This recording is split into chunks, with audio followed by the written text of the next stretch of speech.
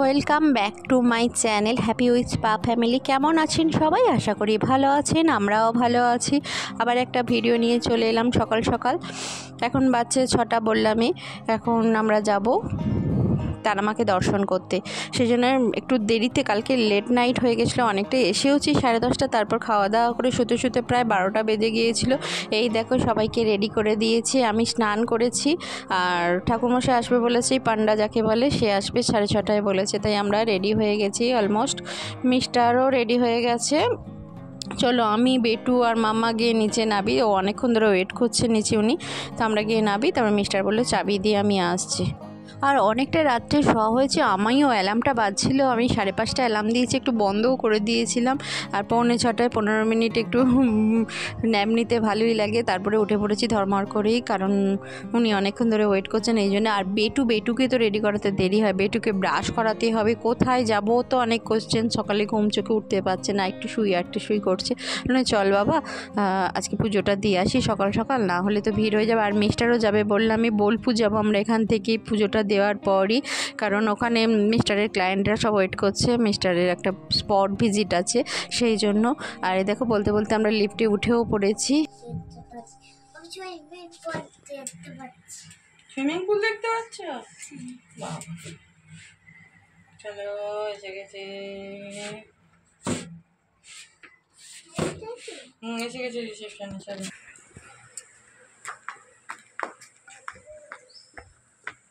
চলো বাবা চলো। আমরা কালকে রাত্রিবেলা এসেছি, বেটু অতটা বুঝতে পারেনি, আর লিফট থেকেও ও সুইমিং পুলটা দেখতে পেয়েছে, আর পাইকেও দিদিকে নিয়ে সোজা চলে গেছে সুইমিং পুলে। মিস্টারও এসে গেছে। চলো আমরা টোটো একটা ধরে নিয়েছি। আর এই ল্যারিকা হোটেলটা পুরো মেন রাস্তার ধারেই বলে খুব সুবিধে, গাড়ির পার্কিং ব্যাপারটাও খুব ভালো, বেশ ভেতরের দিকে পার্কিংয়ের আছে, সেই জন্য মিস্টার এই হোটেলটাই পছন্দ করে। আর লাকিলি হোটেলে এত রুম আছে, মানে হোটেলটাতে পাওয়াও যায়, মানে বুকিং না করে আসলেও চলে। তাই আমরা দেখো বাস এসে গেছে সকাল সকাল, পুজো দেওয়াও হয়ে গেছে। বেটু মাম্মা আর মিস্টারকে একই রকমের ড্রেস পরিয়েছি, দেখো একই কালারের, ভিড়ের মধ্যে যাতে হারিয়ে না যায়, বুঝলে? আমি হারিয়ে গেলে অসুবিধে নেই। সে যাই হোক, চলো এটা হচ্ছে পিছনের গেটের দিকেই যাচ্ছে, 10-15 মিনিট লাগবে রাস্তাটায় যেতে। এখনই ভিড় হয়ে গেছে, বলছে এখন সিজন নাই, কিন্তু তারা মায়ের কাছে দর্শন করতে আসবেন এটা হয় না, বলো ভিড় তো থাকেই। আর সকাল সকাল দেখো চারদিকে গাড়িও এসে গেছে, গাড়ি পার্কিংও রয়েছে চারিদিকে।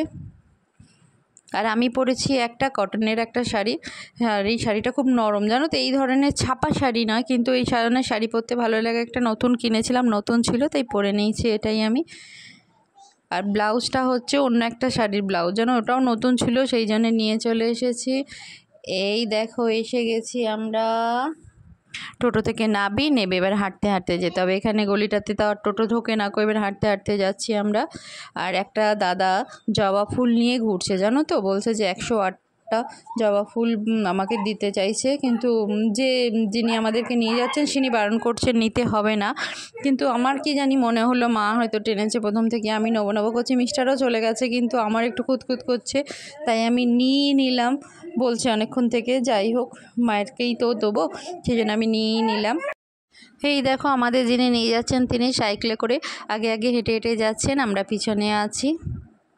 চলো এসেই গেছি, ওনাদের একটা দোকান আছে, সেই দোকানেই আগে যাব, সেখান থেকে ফুলের ডালা সব কিছু নেবো ঠাকুরের, নিয়ে তারপরে সেখান থেকে পুজো দিতে যাব।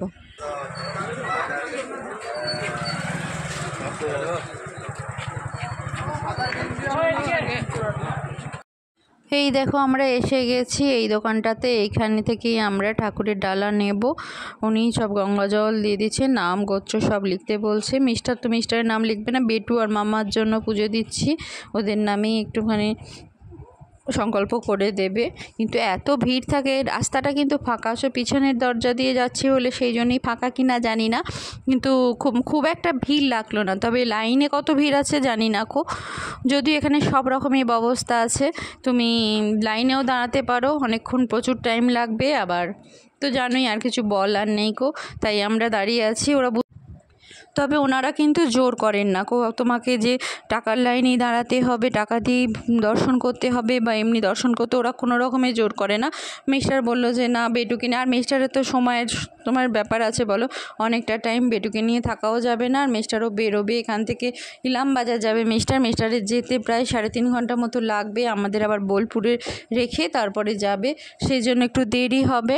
তাই আমরা ওই সেকেন্ড অপশনটাই নিলাম, দর্শন করবো মাকে, তাই তাড়াতাড়ি হয়ে যাবে। এটা তো আরও তাড়াতাড়ি হলো জানো তো, পিছন দিক দিয়ে কীভাবে, তাই সামনের দিকটা এসে আমি মাকে একটু, এই দেখো মাম্মা হাতে ডালিটা, পুজোর ডালিটা ধরিয়ে দিয়েছি মাম্মাকে বললাম তুই ধরে থাক, আমি যেহেতু বেটুকে কোলে নিয়ে আছি, আর মিস্টার তো নেবে না বললো যে মাম্মা তুই পুজো দে। এইভাবে দেখো সামনে ভিড় আছে কিন্তু ভালো, সব ছবিও তুলছে এখানে, আমরা আগের বারে ছবি তুলেছিলাম জানো তো, এবারে আর তুলবো না কো, সময়ও নেই, ওরা আবার নিয়ে আবার সঙ্গে সঙ্গে দিয়ে দেয়, তাও 20-25 মিনিট সময় লাগে। এই দেখো আমরা পিছনের দরজা দিয়ে যাচ্ছি, ফাঁকা পুরো দেখো, সব দিকেই আছে না, সব রকমের ব্যবস্থা। দেখো কত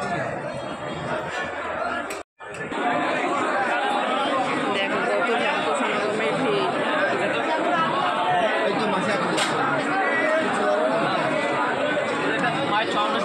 হ্যাঁ, আমরা মন্দিরের ভেতরে প্রবেশ করে গেছি, একেবারে দরজাটা বন্ধ ছিল, এবার সবাই মিলে ঢুকেছি।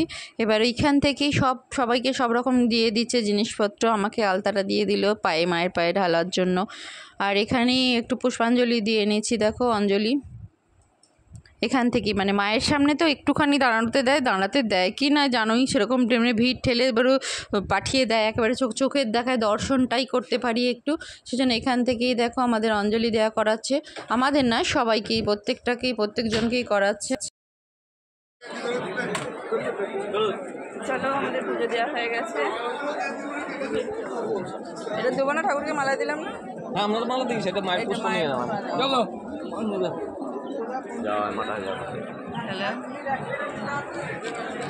আমরা 7টার মধ্যে ঢুকলাম, আর 7:30টার মধ্যে সব কমপ্লিট হয়ে গেল। দেখো পুজো দর্শন, মাকে দর্শন হয়ে গেল, আর খুব ভালোভাবে দর্শন হয়েছে জানো, একটু দাঁড়াতেও পেরেছি। মাম্মা আমার পুরো ঠাকুরের পায়ে মাথা ছুঁয়েছে, আর বেটুকে তো পুরো কোলে বসিয়ে দিয়েছিল জানো, ওকে আগের বারেও তাই করেছিল, কোলে তুলে বসিয়ে দিয়েছিল, এবার একটু বুঝতে পেরেছে বেটুকে একেবারে কোলে নিয়ে হাতে করে তুলে ধরে দিয়েছে। চলো আমাদের হয়ে গেছে, চলো আমাদের পুজো দেওয়া হয়ে গেছে কমপ্লিট। এবার ধূপ মোমবাতিটা দেবো, সব রকমের ব্যবস্থা আছে।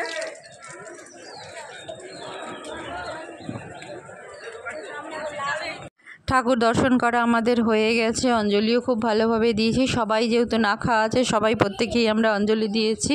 এবার ধূপ মোমবাতিটা জ্বালিয়ে আসি চলো।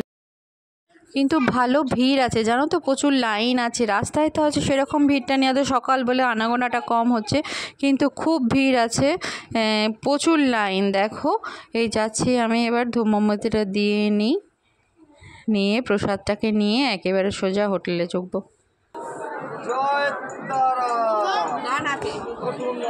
তুমি দেবে একটু,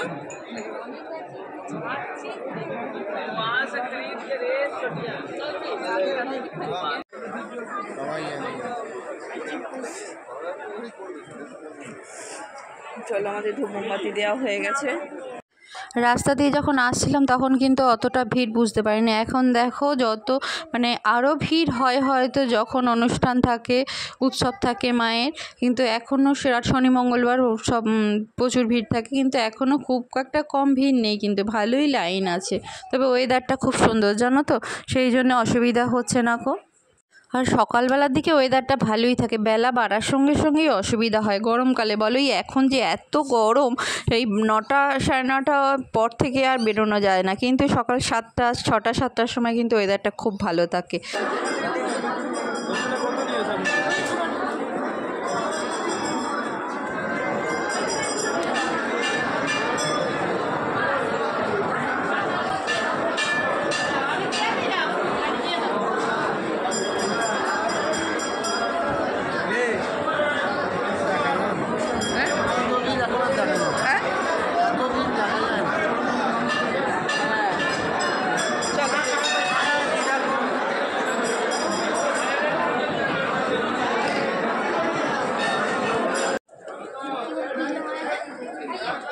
গঙ্গা জল দিল।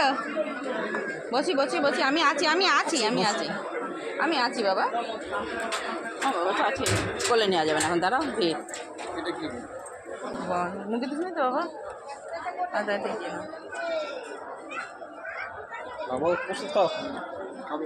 দাও না। মুখে দিস না।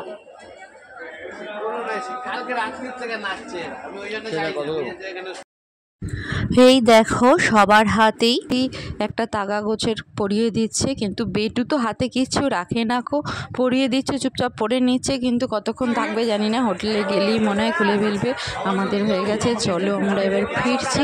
এখন ভিড়টা বোঝা যাচ্ছে, জানো তো আমরা একটু সকাল সকালে এসেছিলাম, সকাল থেকেই ভিড় হয়, তবে এখন একটু বেশি ভিড় হয়েছে। দেখো এই দেখো রাস্তাতে, আর রাস্তাতে দেখতে দেখতে যেতে খুব ভালো লাগে বলো। আর পুজোর স্থানে এসে, পুজোর জায়গায় এসে কিছু জিনিস না কিনলে যেন মনে হয় যেন অপূর্ণ থাকে। তাই বেটু এই দেখো সামনের দিকটা একটু প্রণাম করে নিলাম একটু।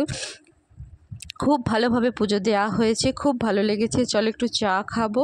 আর বেটু একটা খেলনা কিনেছে, বেটু ওই তো বেটুর একটা নিয়েছে বাবলস, আর সব দোকানেই রয়েছে, যায় কোথায় বেচারা।